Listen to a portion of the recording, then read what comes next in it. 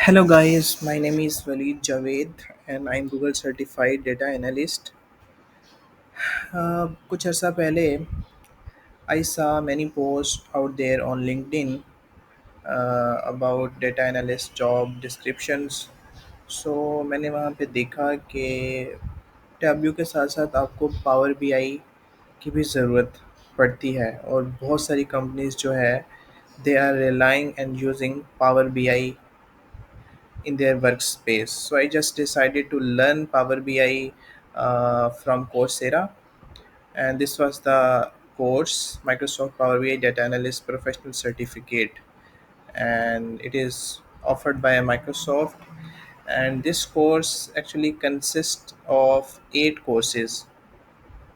ये 8 courses की एक सीरीज है and I have completed 7 courses out of 8, and there is one last course named Microsoft PL300 exam preparation. But actually I'm not satisfied with this last course. It is not sufficient कि आप इसे करने के बाद जो है इस exam में प्रिपेयर हो सकें. Like you have to do some extra stuff. That's why I just decided to revise and learn some more from Microsoft training platform. यहाँ पे आप जो है वो इनका एक पूरा ट्रेनिंग है पावर बीआई के ऊपर, तो जो है वो आप यहाँ से भी प्रिपरेशन कर सकते हैं. सो आई just decided to record and document my PL300 journey, और ये आज उसकी पहली वीडियो है. मैं जितनी भी प्रिपरेशन करूँगा मैं उसकी वीडियोस बनाऊँगा सो दैट कि मैं जो है वो एनालाइज कर सकूँ अपनी जर्नी को, और मे बी इससे किसी और को भी फ़ायदा हो जाए जो कि हमारे साथ साथ चल रहा है या एग्ज़ाम की तैयारी कर रहा है. So we will start from this. Okay. Before we need to perform any analysis and build visualization, we need data. ठीक है. सबसे पहले हमें जो है वो डेटा चाहिए होता है कोई भी एनालिसिस परफॉर्म करने के लिए, उस पर visualisations, insights, trends find out करने के लिए. ठीक है. तो अमूमन companies put their data in SQL servers, Excel files, Cosmos DB, Azure analysis service. तो लेट्स से कि एक कंपनी है, ठीक है, उसका जो डेटा है वो डिफरेंट जो है वो डीबीज के अंदर पड़ा हुआ है. ठीक है. कंपनी जो है वो SQL सर्वर का डेटाबेस यूज़ करी है सेल्स ट्रांजैक्शंस के लिए, कस्टमर परचेजेस के लिए. ठीक है. और इसी तरह जो कंपनी का एम्प्लॉयज़ का रिकॉर्ड है, सारे का सारा डेटा है वो एक्सेल फाइल्स के अंदर पड़ा हुआ है, और जितना भी वेयर हाउस का रिकॉर्ड या शिपमेंट्स की ट्रैकिंग है वो सारे का सारा डेटा कोसमोस DB में पड़ा हुआ है. और इसी तरह लास्ट जो है वो कंपनी के कुछ सेल्स प्रिडिक्शन, ट्रेंड एनालिसिस और प्रोजेक्शंस का डेटा जो है वो एज्योर एनालिसिस सर्विस के अंदर पड़ा हुआ है. तो सबसे पहले जब हम एनालिसिस परफॉर्म करते हैं तो हमें इन डेटा सोर्सेज से डेटा को एक्सट्रैक्ट करके पावर बीआई के अंदर लाना होता है. ठीक है. क्योंकि जब ये डेटा पावर बीआई मॉडल के अंदर आएगा तभी हम इसके ऊपर एनालिसिस और फर्दर जो है वो चीज़ें जो है वो अप्लाई कर सकेंगे. तो जैसे ही ये डाटा जो है वो हम जो है वो इसको पावर बीआई में लेके आते हैं, तो इसके बाद if we have to clean the data, we need to perform this cleansing in Power Query. Okay. ये पावर बीआई के अंदर और माइक्रोसॉफ्ट एक्सेल के अंदर एक जो है वो आपके पास पूरा प्लेटफॉर्म है डाटा क्लीनिंग के लिए. ठीक है. उसे पावर क्यूरी कहते हैं. ठीक है. तो अब हम इसके बाद जो है वो देखते हैं कि फ्लैट फाइल्स या एक्सेल फाइल्स जो हैं वो हम इनको कैसे जो है वो इंपोर्ट कर सकते हैं पावर बीआई के अंदर, और जितना भी फ्लैट डेटा होता है हमारा वो किस किस्म की जो है वो स्टोरेज लोकेशंस पे मौजूद होता है. ठीक है. फर्दर हम इन सब को जो है वो डिग आउट करने की कोशिश करते हैं.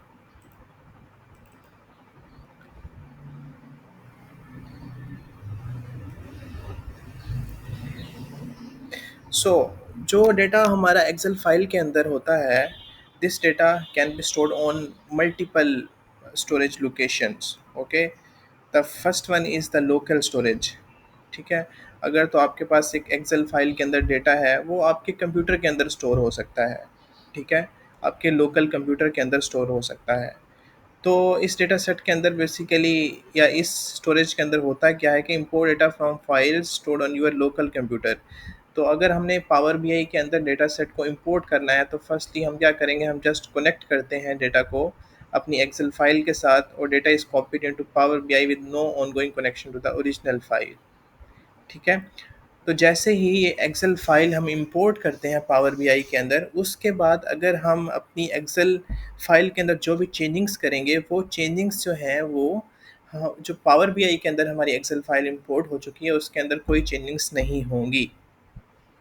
ठीक है, तो इसके एडवांटेजेस क्या है? Fast access, access, no internet needed, simple setup. ठीक है, इसमें ऑटो सिंक्रोनाइज नहीं होगा। मिसाल के तौर पे, अगर आप अपने डेटा सेट में कुछ चेंजिंग्स कर रहे हैं एक्सेल फाइल के अंदर, तो पावर बीआई के अंदर जो है वो ऑटोमेटिकली चेंजिंग्स नहीं होंगी। ठीक है, और सिंगल डिवाइस एक्सेस होती है इसके अंदर। ठीक है, इसके बाद आ जाता है कि वन ड्राइव फॉर बिजनेस। जो एक्सेल फाइल्स हैं उनको आप अपने वन ड्राइव के अंदर भी रख सकते हैं। ठीक है, वन ड्राइव फॉर बिजनेसेस दो चीज़ें होती है, एक वन ड्राइव पर्सनल होती है और एक वन ड्राइव फॉर बिजनेसेस होती है। तो इसके अंदर store files in OneDrive for business with automatic synchronisation. Changes to Excel files automatically update your Power BI reports. So if you are going to change your data in Excel file, so this data will automatically get updated in Power BI. Okay, but there are some limitations in OneDrive for Business, and one of them is you have to like require internet. There should be an internet connection.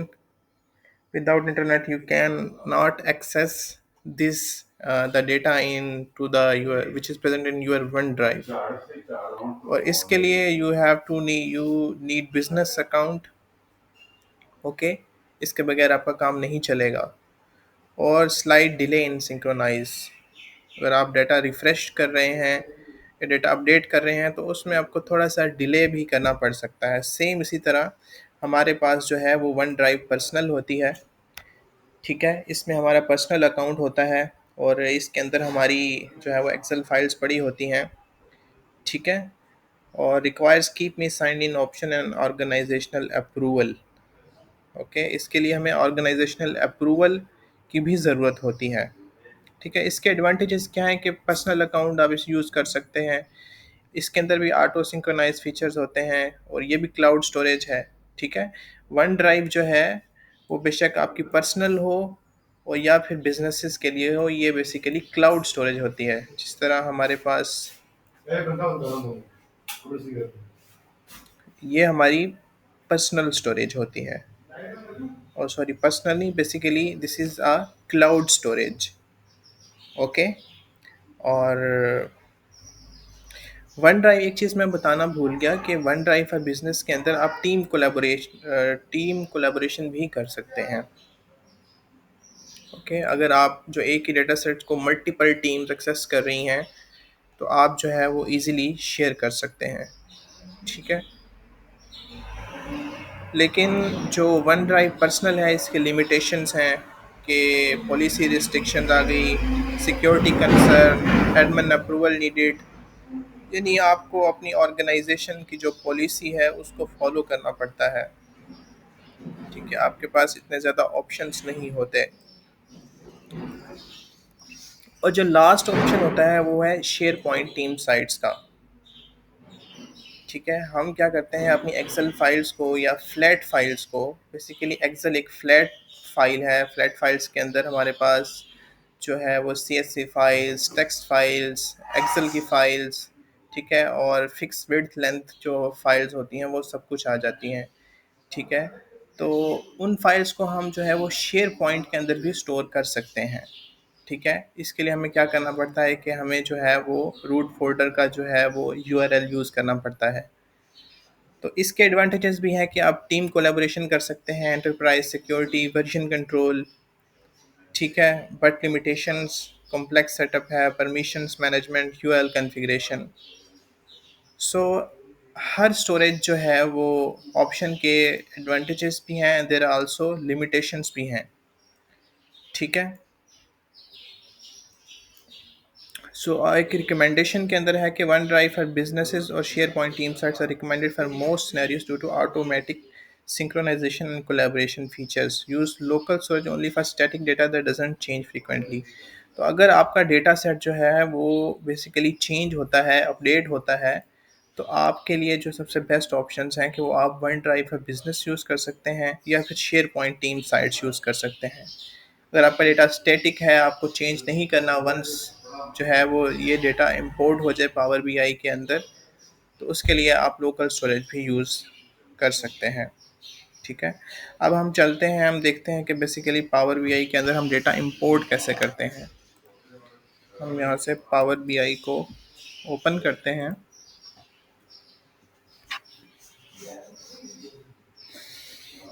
It will get some time to open.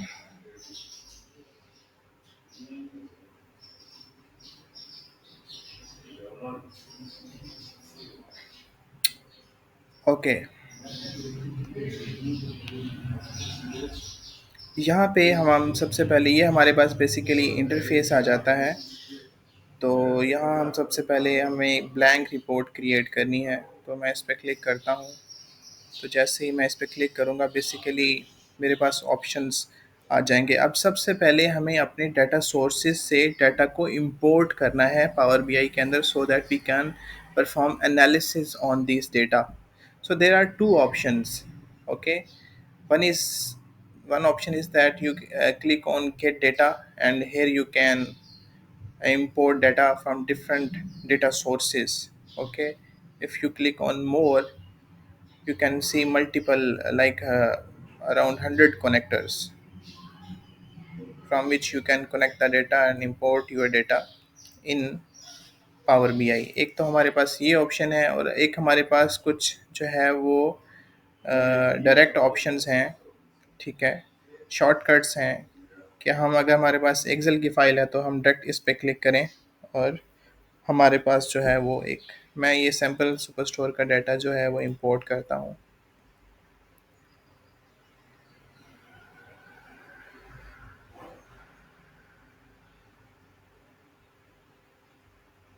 ठीक है, ये इस sheet के अंदर basically हमारे पास 3 tables हैं, तो मैं सिर्फ ऑर्डर्स टेबल जो है यही इंपोर्ट करना चाहता हूँ। तो मैं ये जो है वो इंपोर्ट कर लेता हूँ। अगर फर्दर हमारे पास यहाँ पे लोड का ऑप्शन है, ट्रांसफॉर्म डेटा का ऑप्शन है। If your data set is dirty and you need to perform some cleansing operations on it, you have to click on transform data. But if your dataset is clean and you just want to perform analysis and build visualizations on it, you can click on the load option. ठीक है, हमारा data set जो है वो अभी मुझे कोई cleansing perform करने की ज़रूरत नहीं है, तो मैं जस्ट लोड करता हूँ। ठीक है, once I will click the load option, this data set will get loaded into our Power BI model. Okay,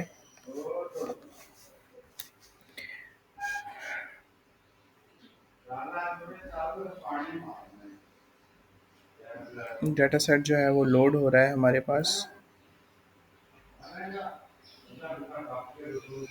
okay, ये डेटा सेट हमारे पास लोड हो चुका है। ठीक है, आप यहाँ से हम इस डेटा को देख भी सकते हैं। ओके, अब मसला ये है कि जैसे ही अब मेरी जो एक्सेल की फ़ाइल थी, ये मेरे डाउनलोड फ़ोल्डर के अंदर पड़ी हुई थी। अगर मैं जो है वो लोकेशन चेंज कर देता हूँ अपनी फ़ाइल की, अपने डेटा सोर्स की लोकेशन चेंज कर देता हूँ, तो यहाँ पे कनेक्शन ब्रेक हो जाएगा। मैं ये करके दिखाता हूँ। ठीक है, अभी हम जो है वो ट्रांसफॉर्म डेटा के ऊपर जाते हैं। तो अभी हमारे पास जो लोकेशन है, जिस लोकेशन से हमने डेटा को इंपोर्ट किया था, सेम वही लोकेशन है। ठीक है, ये हमारे पास जो है वो डेटा आया हुआ है। अब मैं क्या करता हूँ कि मैं यहाँ पे जाता हूँ और सैम्पल सैम्पल सुपरस्टोर, ठीक है, मैं यहाँ से जो है वो मैं यहाँ से इस डाटा सेट को जो है वो कट करता हूँ और इसकी लोकेशन जो है वो चेंज कर देता हूँ। मैं इसको डेस्कटॉप पे जो है वो ले जाता हूँ, मैं इसको यहाँ पे पेस्ट करता हूँ। ठीक है, अब हमारे डेटा सेट की या जो हमारी एक्सेल की फ़ाइल थी, उसकी लोकेशन जो है वो बेसिकली चेंज हो चुकी है। ओके, तो अब हम क्या करेंगे, अब जो है वो हम जो है वो चेक करते हैं कि बेसिकली हमारा डेटा सेट ब्रेक हुआ है या नहीं हुआ। रिफ़्रेश। ओके, जैसे ही हमने रिफ़्रेश किया तो अब ये देखें कि फ़ाइल और folder could not find file. ठीक है, ये जो हमारी फ़ाइल थी, ये उस लोकेशन पे नहीं है जिस लोकेशन पे हमने पहले इसे इंपोर्ट किया था। ठीक है, तो अब हम बेसिकली क्या करते हैं, जब ऐसा सीन हो जाए कि हमारी फ़ाइल की लोकेशन चेंज हो जाए, तो हम बेसिकली ट्रांसफॉर्म डेटा पे जाएंगे और यहाँ पे बेसिकली हम क्या करेंगे, हम डेटा सोर्स की सेटिंग करेंगे। मैं यहाँ पे डेटा सोर्स सेटिंग पे जाऊँगा and we have to update our file location, change source settings, and we have to browse the file on our new location। हमारी desktop के अंदर है, ये पड़ी हुई है file। I'll open this file। okay, and we'll close। okay, now refresh preview पे click करते हैं हम और क्लोज एंड अप्लाई कर देते हैं। अब हम देखते हैं कि हमारा जो मॉडल है वो रिफ़्रेश हो रहा है। ठीक है, अब अगर मैं यहाँ से चेक करना चाहूँ कि ये बेसिकली काम कर रहा है या नहीं कर रहा, तो ये काम कर रहा है। सो ये बेसिकली फर्स्ट लेसन था मेरे प्रिपरेशन का। ठीक है, लाइक जो मैं आज किया, ये सारे का सेरा जो है वो किस तरह हम अपने डेटा सोर्सेज को इंपोर्ट करते हैं, और डेटा सोर्सेज के अंदर भी हमारे पास जो है वो डिफरेंट डेटा सोर्सेज होते हैं, लाइक फ्लैट फाइल्स होती हैं हमारे पास।